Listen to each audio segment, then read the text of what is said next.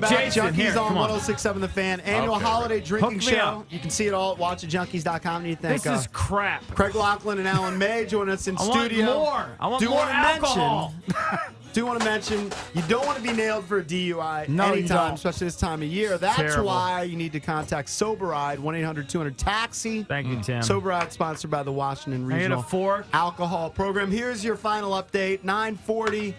EB just blew a .125. Lurch a .135. And Cakes .145. Yeah, Winner, winner, bitches. chicken No dinner. way. I'll let that pussy beat me. No way.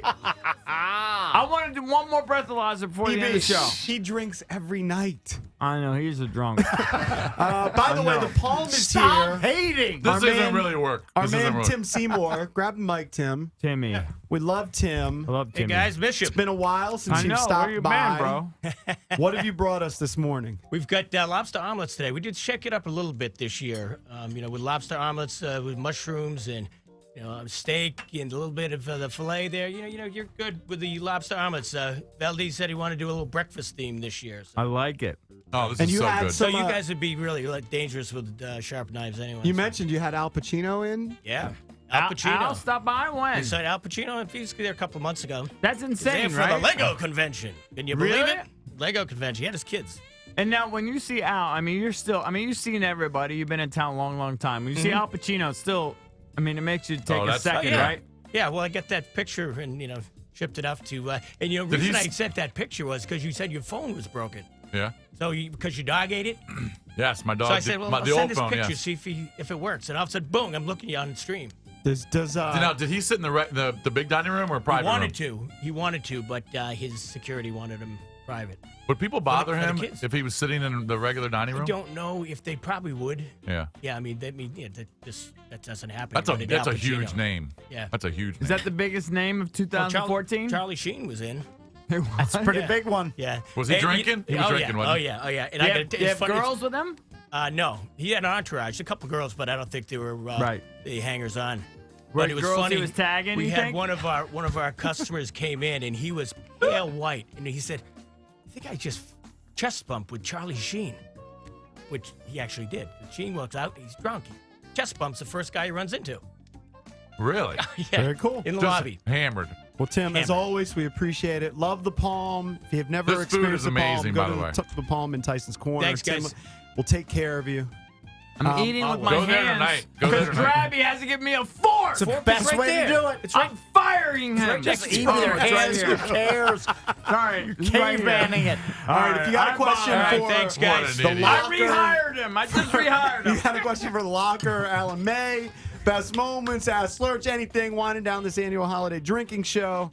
Who's up first, DB? All right. Hold on. Remove that. Here's the mouse. All right. Let's go to Jeff in Baltimore. Hey, Jeff. You're on with the Junkies. How's everybody going? Hello, Jeff. What's How up, are you Jeff? going, sir? It's going well, man. I always enjoy this drinking show. It's fun. Yeah.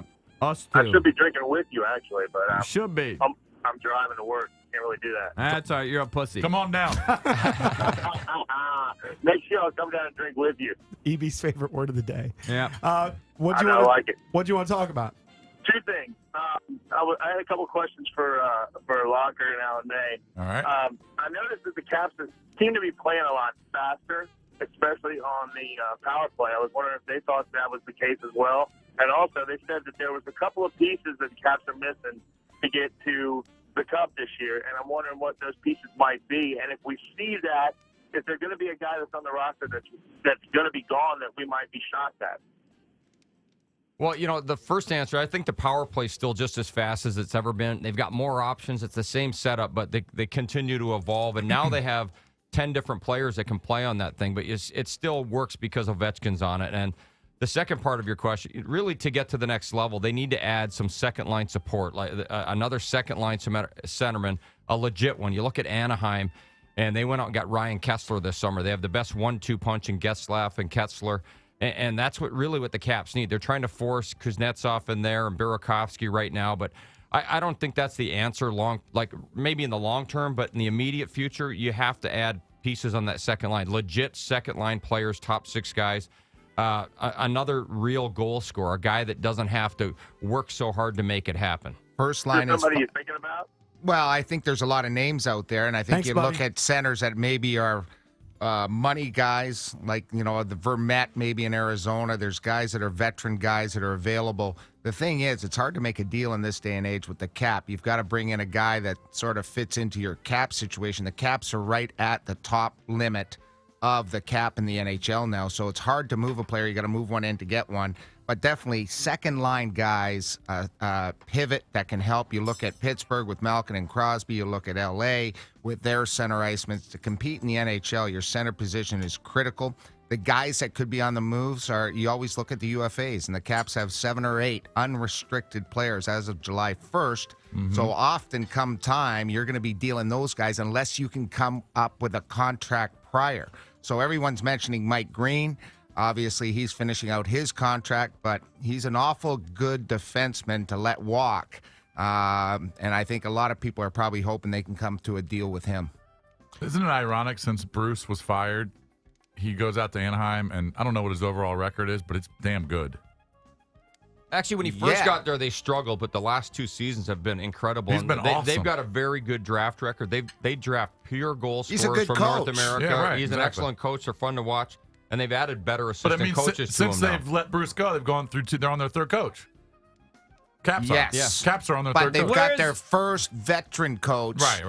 The 5 previous guys were first-year guys, and it's hard to deal as a first-year coach to deal with some of the guys that are elite players. It's Right. different. The Caps now have To a guy command the respect. that's bona fide in Barry Trotz. He is an unbelievably He's the real accomplished deal. coach. He's the real deal. What's Oates Hey, doing right now? just think of this. TV in Canada. What is McPhee doing? I don't think he's Nobody doing much. hired him. No, he's in Ann Arbor, Michigan, watching his Watching kid his play in the son play. national development team. His kid's going to Boston U or Boston I.e. College. Boston I.e. College next year. nobody hired him. Not yet. Not yet. Maybe he'll get He'll hired. be fine. He'll find a job at some point. All right, let's go to Mark in Arlington. Hey, Mark, you're on with the Junks. Hey, guys. Hey. Quick question for you. Actually, a two-parter. When Warpick was with Pittsburgh, he gave the Caps fits. And I'm just curious about the dynamics in the locker room when a guy like him comes into the locker room that's scuffled with, Ovechkin and Erskine and some of our other guys, and have had some pretty, raw comments that he made, in his past, wearing a Penguins uniform. Is all forgotten immediately as soon as they walk in the door, or is there a little Good coolness question. initially? Good question. It's absolutely out the door as soon as the guy gets there, and they're just happy that he's on the team now, that they don't have to look for him looking for them on the ice. And the big thing with players like that, because I was more like Brooks Lake than Locker was, when I got traded to a team, the first guy that I ended up being best friends with on that team, my new drinking buddy, and the guy that I used to go out and chase tail late night was usually the guy that I was fighting with. And, when I got traded to Dallas, I hated this guy named Shane Churla, but after I got there, I couldn't get rid of the guy. He was your boy. He turned into your we were best great friend. friends, but Yeah. I couldn't get rid of the guy. Now when I see him, it's like we were never enemies. We were always just good friends and teammates. No problem in the locker room with Brooks Orpik whatsoever. Yeah, and he's one of the classiest guys in hockey. He's incredible. It's hard to believe that a guy that was that villainous in Pittsburgh is such a great guy. But that's usually everybody's how, villainous in Pittsburgh. Yeah, Exactly. True. It's That everybody. bad No, guy. he's a Get good root guy. for them. Right? I'm here. I'm back. I'm back in the mix. All right, let's go to Patrick. Hey, Patrick, you're on with the Junkies. Merry Christmas, brother. Hey, Junkies, how you guys doing this Hello. morning? Doing great. Good Bye. morning. Well, I got a question for old Walker and Alman over there. Who was the most feared brawler on the rink when you guys were playing? Dave Semenko of the Edmonton Oilers. He was Mr. Protector for the great one. Dave Semenko, about 6'5", just huge, could fight everybody. Got better as his years went on, and he was a big part of their Stanley Cup runs in Edmonton. No, I didn't play against him. I only sat in the stands and watched him as a kid, and he put a lot of guys to sleep. And then preseason, they'd always have these young, tough guys that would come up and prove themselves, and he put 2 or 3 of They those would to get sleep. worked. He put 2 or 3 of those guys to sleep during a game, and then during the season, he didn't have to really fight that many times, maybe 10, 12 times. And when I played, the scariest guy was Dave Brown, and 6'5", a lefty that threw uppercuts, and he really seemed like he wanted to hurt you and kill you. And now when I see him in Verizon, I laugh at him. I told him the first time I ever dropped the gloves with you, all of a sudden I've got, there's two parts of me. There's one part that's just yapping at him and swearing and calling him every name and threatening him. And then there's the other side of me that's going, oh my God, I can't believe how big his effing fist is. It was so big. And now when I see him, I told him the story one day. I go, the first time we squared off at the old U.S. Airways Arena, I looked at your hand and there I was. And it looked like 3 fists. And he goes, well, you're yapping the whole time. I said, well, that was the problem. I would get myself in so much trouble talking and doing things. But the other side of me, the sane, rational side, was scared to death because that fist seemed like it was bigger than my melon. Alan Locker, thanks a lot for joining us. Alan, it's your first time on. You got to do it again. Locker, we always say Thank we're you, going to have you Craig on and more. Alan. Joe B's always taking your shine. I know. You guys never invite me. Give me a call. You've got my home Open number. invite. You live Carte down- blanche. We're- Carte blanche? We're Yeah, moving to you D.C. got at it. some point, but we're still in Lanham. You're in Crofton, I'm right 10 down minutes the road. away. Wake up and just drive I over got here. you. I'm in. All right, Alan May, Craig Laughlin, thanks a lot for joining us. Need to thank all the officers, Sergeant Hinkson, Corporals Rose and McKinney, everybody who helped us make this show happen. Happy holidays. Cakes and I will be doing Watch the Game Down Censored on Sunday. Bracket Room, 11 o'clock. Lurch and I will be back on Monday. Thank you for tuning in. Grand Danny up next on The Fan.